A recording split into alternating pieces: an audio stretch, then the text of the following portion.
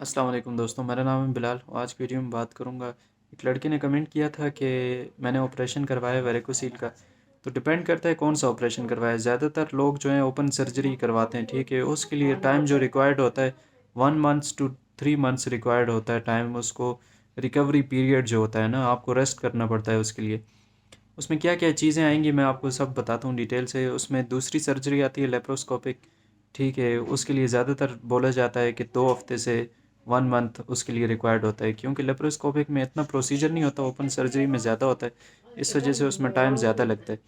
तो जब आप लेप्रोस्कोपिक करवाते हो तो हर बंदा उसको अफोर्ड नहीं कर सकता, ठीक है। तो मैं ओपन सर्जरी की यहाँ पे बात करूँगा। तो ओपन सर्जरी के लिए आपको 1 से 3 महीने लगते हैं रिकवर होने में। डिपेंड करता है आप डॉक्टर ने सर्जरी कितनी की है, कट कितना गहरा लगा है, क्या हिसाब है, स्टिचेस कितने ज़्यादा हैं, ठीक है। ये सारी चीज़ें देखनी पड़ती हैं। तो आपको ये देखना है कि डॉक्टर ने आपको कौन कौन सी मेडिसिन लिख के दी हैं। जो मेडिसिन भी उन्होंने लिख के दी हैं वो लाजमी आपने उसका इस्तेमाल करना है, क्योंकि वो पेन के लिए होती हैं, वो स्वेलिंग को रिड्यूस करने के लिए होती हैं, और भी काफ़ी चीज़ें होती हैं, ठीक है। तो वो मेडिसिन आपने यूज़ करनी है। और जब आपका ऑपरेशन होता है, अगर आप हॉस्पिटल में हो, पहला हफ्ता जो होता है तो उसमें बहुत ज़्यादा मुश्किल होती है, क्योंकि पेन भी होता है।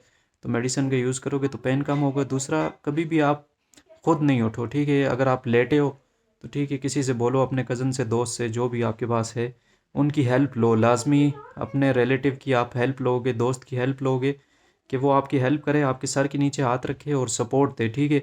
आप खुद कभी भी ज़ोर लगा के नहीं उठोगे। अब जैसे फॉर एग्जांपल मैं एक चारपाई पे इस तरह लेटा हूँ, ठीक है। तो उसमें ये होगा कि चारपाई पे सबसे पहले आपने टांगे नीचे की तरफ करनी है, ठीक है। और फिर आपने किसी को बोलना है कि आपके सर के नीचे ऐसे हाथ रखे और आपको ऐसे पुश करे आगे की तरफ, ठीक है।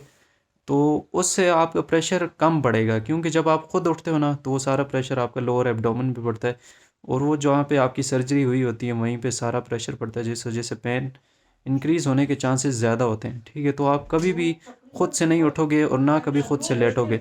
तो सर के नीचे आपने सपोर्ट रख के किसी के सहारे से उठना है। सबसे पहले लेग्स नीचे करनी है, फिर आपने उठना है। तो जब वापस आके आप लेटोगे तो यही प्रोसीजर करना है कि सबसे पहले आप बैठोगे चारपाई पे, ठीक है। उसके बाद आपने लेग्स ऊपर करनी है, ठीक है। उसके बाद आपने आराम से नीचे लेटना है, मगर खुद नहीं लेटना। ना खुद लेटना है, ना खुद आपने उठना है, ठीक है, सहारा लेके। कुछ जो हफ्ते हैं शुरू के उसमें आपने करना है, बाकी आहिस्ता आहिस्ता आदी हो जाओगे आप, ठीक है।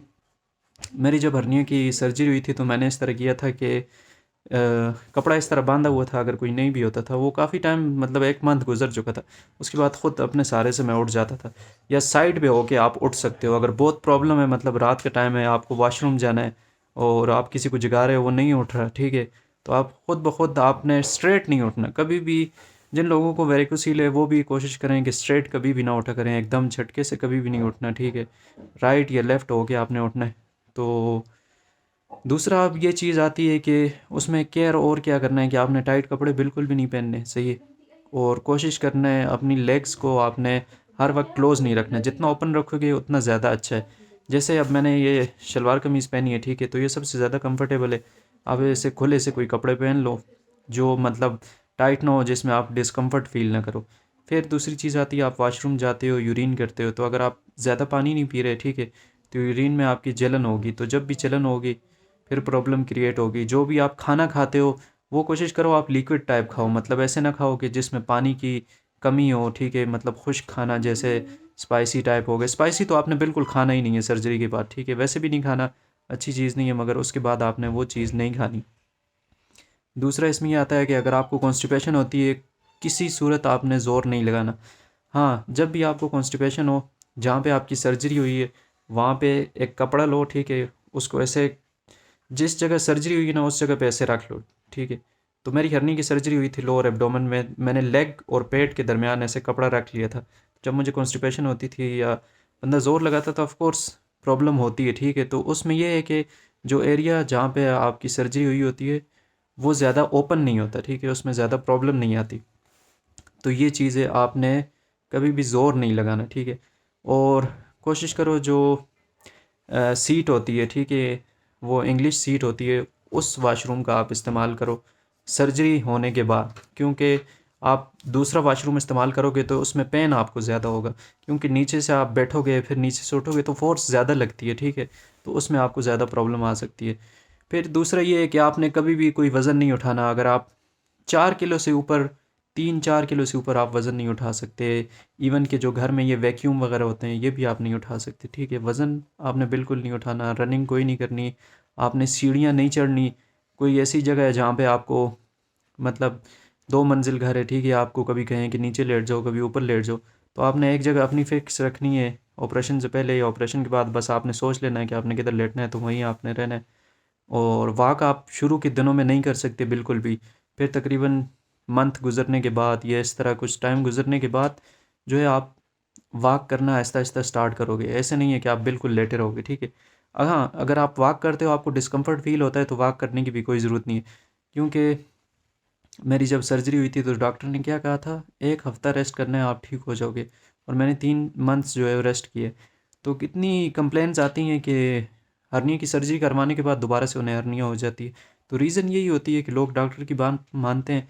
अब डॉक्टर के ऊपर तो वो कंडीशन नहीं गुजरी होती ना, जो कि डॉक्टर ने सर्जरी तो नहीं करवाई होती अपनी उसकी हर्निया की, वेरिकोसिल की, किसी भी किस्म की कोई सर्जरी तो उन्होंने नहीं करवाई होती, उनकी सर्जरी नहीं हुई होती। तो उन्हें वो एक्सपीरियंस कभी भी नहीं होता जो एक पेशेंट को होता है, ठीक है। वो ऑपरेशन कर देते हैं क्योंकि उन्होंने सीखा होता है। बाकी की चीज़ वो ही बुक से पढ़ी हुई बता देते हैं, जो बंदा खुद एक्सपीरियंस करता है वो चीज़ अच्छी होती है। तो आप देखो आप किस चीज़ के साथ कंफर्टेबल फ़ील करते हो। वज़न आपने बिल्कुल भी नहीं उठाना, कोई आपने स्ट्रेस नहीं लेना, ठीक है। और खाना जो आपने खाना है कोशिश करो कि जितना पानी होना खाने के अंदर, मतलब शोरबा जैसे बोलते हैं ना, तो छोटी छोटी जो है पीसेस कर लो रोटी के, उसके अंदर डाल के मिक्स करके वो खाओ, ताकि आपको कॉन्स्टिपेशन ना हो। पानी का इस्तेमाल करो, कभी भी ना खुद बैठो और ना खुद उठो और ना लेटो, ठीक है, किसी के सहारे से लाजमी। दूसरी इसमें ये चीज़ आती है कि जब भी आपका ऑपरेशन हो जाता है, आपको डॉक्टर अगर कह रहे हैं कि 1 वीक का रेस्ट लो या 1 मंथ का बोल देंगे, ठीक है, तो कभी भी आपने डॉक्टर की बात पे नहीं जाना, आपने खुद देखना है। अगर आपको कंफर्टेबल नहीं लग रहा, आपको नहीं लगता कि मैं उठने के काबिल हूँ या इस तरह की बात है कोई, ठीक है, तो आपको बिल्कुल भी नहीं उठना। आपने ख़ुद को देखना है, अपनी बॉडी को देखना है किस लिहाज से वो आपको उससे रिएक्ट कर रही है, ठीक है। अगर आपको पेन हो रहा है उठने में और डॉक्टर कह रहा है कि आप उठो, तो फिर प्रॉब्लम होगी। हल्का बहुत पेन होता है तो वो तो लाजमी होगा, लाजमी सी बात है, एक जिस्म का हिस्सा है वो कट गया तो उतना पेन तो होगा। हाँ, अगर ज़्यादा प्रॉब्लम बन रही है तो फिर मसला है। अब दूसरी चीज़ इसमें ये आती है कि अगर आपको खांसी और ज़ुकाम हो जाता है, ठीक है, तो खांसी में कोशिश करो कि कभी भी आप मतलब बैठ के या खड़े होके खांसी ना करो जब ऑपरेशन के बाद, ठीक है। खांसी बहुत गंदी चीज़ है, तो कोशिश करो उससे आप बचो। अगर ज़्यादा खांसी हो रही है तो हल्का सा ये फिंगर जो है ना, इसको ऐसे गीला करके नमक के साथ टच करके हल्का सा खा लिया करो, तो वो खांसी उस टाइम के लिए ठीक हो जाती है। ज़्यादा एक्सट्रीम पे हो जाए और ना ठीक हो रही हो तब की बात कर रहा हूँ। तो खांसी से बचो, कोशिश करो कि खांसी आपको ना लगे, ठीक है। गला अपना जो है वो खुश्क नहीं रखा करो। और दूसरी इसमें ये चीज़ आती है, एक मैंने बात और करनी थी कि जैसे फॉर एग्ज़ाम्पल आप झुकते हो, तो कोशिश करो कि झुकोगे नहीं आप, ठीक है। कि जैसे मैंने आपको बताया इंडियन सीट्स ऑपरेशन के बाद नहीं यूज़ करनी। वैसे नॉर्मल जिन लोगों को वेरिकोसिल है वो यूज़ कर सकते हो, मगर ऑपरेशन के बाद आपने नहीं यूज़ करनी क्योंकि उसमें फ़ोर्स लगता है। तो जो भी झुकने वाला काम है, झुक के आप काम नहीं करोगे, ठीक है। जब भी आप झुकोगे तो सारा प्रेशर उसी की तरफ जाएगा। तो ज़्यादा देर तक आप खड़े नहीं होगे, ज़्यादा देर तक बैठोगे नहीं, जितना लेटोगे।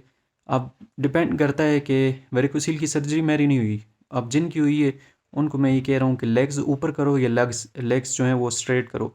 किस चीज़ में आपको ज़्यादा सुकून मिलता है, जिस काम में आपको ज़्यादा सुकून मिलता है, आप जिस काम में कंफर्टेबल फ़ील करते हो वो काम आप करोगे तो आपके लिए हेल्पफुल होगा। और मैं ये बात बता दूं कि जितनी बातें मैंने बताई हैं, क्या पता मुझसे कोई बात मिस हो गई हो, ठीक है। तो जो भी काम आप करोगे ना, जिस काम में आप कंफर्टेबल हो ना, दूसरा बंदा हज़ार बार आपको कहे, आपके घर वाले, आपका डॉक्टर, कोई भी आपसे कहता है कि यार ये तुम गलत कर रहे हो, तो वो कभी भी नहीं समझता क्योंकि वो कंडीशन उस बंदे के ऊपर कभी भी नहीं गुजरी। अब अक्सर लोग आपको कहते होंगे, मेरी वीडियोस देखते हो या कुछ भी आप फॉलो करते हो, इस तरह के कोई ऐसा काम करते हो, खुद से भी करते हो, कितने लोगों के माइंड में आती हैं चीज़ें, ठीक है।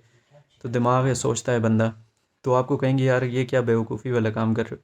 तो आपको लगता है कि आप ठीक कर रहे हो और आपको उससे फ़ायदा हो रहा है, तो कभी भी किसी दूसरे बंदे की बात सुनने के लिए आप उस पे कान ही नहीं धरो, ठीक है। सोचो ही नहीं कि वो क्या बोल रहा है, वो बोल रहा है बोलने दो। आप किस चीज़ में कंफर्टेबल फील करते हो आप वो करोगे, तो तभी आप क्योर हो सकते हो पूरी तरह से। वरना बेहतियाती करोगे और लापरवाही करोगे, ठीक है, और फोकस नहीं करोगे ख़ुद पे, तो प्रॉब्लम दोबारा से बन जाएगी, फिर से वेरिकोसील हो जाएगी। और एक दफ़ा सर्जरी होने के बाद दोबारा सर्जरी होना, ये ज़्यादा क्रिटिकल सिचुएशन हो जाती है। और फिर डॉक्टर, ज़्यादातर डॉक्टर तो करते भी नहीं है, क्योंकि ऑलरेडी सर्जरी हुई होती है, वेन्स इतनी ज़्यादा सेंसिटिव होती हैं। दोबारा से आप सर्जरी करवाओगे, क्या करोगे फिर, क्या करोगे फिर? नेचुरल ट्रीटमेंट फॉलो करोगे। तो फिर सर्जरी हुई हुई है, कोशिश करो 2 महीने 3 महीने आराम से रेस्ट लो, छुट्टी लो, ठीक है, जितना आप कंफर्टेबल ख़ुद को रख सकते हो उतना रखो। कोई काम करने की ज़रूरत नहीं है, कोई वज़न उठाने की ज़रूरत नहीं है, स्ट्रेस लेने की ज़रूरत नहीं है। अगर आप नशा करते हो किसी चीज़ का, वो करने की ज़रूरत नहीं है। कॉन्स्टिपेशन नहीं होने दो, स्ट्रेस नहीं लो, नींद अच्छे से करो, ठीक है, खाना अच्छा खाओगे, कभी भी आपको कॉन्स्टिपेशन ना हो। और अगर हो जाती है तो फिर ठीक है, लेमन और पानी का इस्तेमाल करो, कोशिश करो पानी ठंडा ना पियो सर्दियों में, ठीक है, और ग्रीन टी का इस्तेमाल करो, इस तरह की चीज़ें करो। और वाशरूम जाने की आप अपनी एक टाइमिंग सेट करो कि आपको इस टाइम से इस टाइम वाशरूम जाना है। और हाँ, एक बात और कि अक्सर लोग रस का इस्तेमाल करते हैं, ब्रेड जैसे हो गई ना, अक्सर लोग बीमार होते हैं। बचपन में यही होता था कि मैं बीमार होता था तो डॉक्टर रिकमेंड करते थे कि इसको रस दें और ये ब्रेड दें। तो अब मैं सोचता हूँ कि रस और ब्रेड किससे बना है? मैदे से बना होता है, ख़मीर से बना होता है, जो कि एक्चुअल हार्मफुल है सेहत के लिए, ठीक है। आप जाके देखो बेकरी में जिस तरह की ये प्रोडक्ट्स बनती हैं, क्या एक बीमार बंदे के लिए ये चीज़ खाना हेल्पफुल है? और ये जो अ, बनती हैं, क्या नाम है, ब्रेड और रस बनते हैं, ठीक है, ये किससे बनते हैं? ये यही सफ़ेद आटे से बनते हैं, ठीक है। तो उसमें फ़ाइबर नहीं होता बिल्कुल भी, और वो जाके कॉन्स्टिपेशन क्रिएट करता है। जब भी कॉन्स्टिपेशन बनती है तो फिर प्रॉब्लम बनेगी। और कभी भी जली हुई रोटी मत खाओ, जली हुई जहाँ से रोटी जली हो, तवा जो होता है ना उसके ऊपर रोटी बनती है वो जल जाती है, उस जली हुई रोटी को आप दो फिंगर्स में यूँ प्रेस करो ना, यकीन करो वो अगर आप मुझे यहाँ दोनों फिंगर से हटा के दे दो हाथ से, वो नहीं हटेगी कभी भी। कितना आप उसे धोगे तब जाके, बहुत मुश्किल से, हालांकि वो उसके साइन, वो उसका निशान ब्लैक ब्लैक फिर भी रहेगा। ये चीज़ है कि इसलिए मना किया गया इस्लाम में कि जली हुई रोटी नहीं खानी। उसकी रीज़न ये है कि आंतों में जाके चिपक जाएगी, फिर वहाँ से तो हटनी ही नहीं है, वहीं से फिर खून गंदा होता है, फिर वो सारी चीज़ें, फिर वही प्रोसेस वेन्स में सारा जाते ही गंदगी बनती है। तो कोशिश करो जितनी केयर आप कर सकते हो अपनी, उतनी करो, दूसरों का सहारा लो, ठीक है, ये टाइम है उनसे हेल्प लेने के लिए। तो फ्रूट्स का इस्तेमाल करो, जूसेस का इस्तेमाल करो, ठीक है, ताकि आपको कॉन्स्टिपेशन ना हो। अक्सर लोग यूरिन रोक के रखते हैं, जिसकी वजह से यूरिन में फिर स्पर्म आता है। और रीज़न यही है कि वो यूरिन क्यों रोकते हो? जब आपको यूरिन आया होता है तो आप जाके करो, या तो फिर इतना पानी ना पियो, जब पानी पीते हो तो यूरिन करना ज़रूरी होता है। तो फिर अगर मुझसे कोई बात इसमें रह गई अगर, तो आप कमेंट कर सकते हो, मैं आपको कमेंट में उसका आंसर दे दूँगा। तो मैं बस दुआ करता हूँ जिन लोगों ने ऑपरेशन करवाया है, सर्जरी की है, अल्लाह उनको सेहत दे। और फिर मिलते हैं नेक्स्ट वीडियो के अंदर। अल्लाह हाफ़िज़।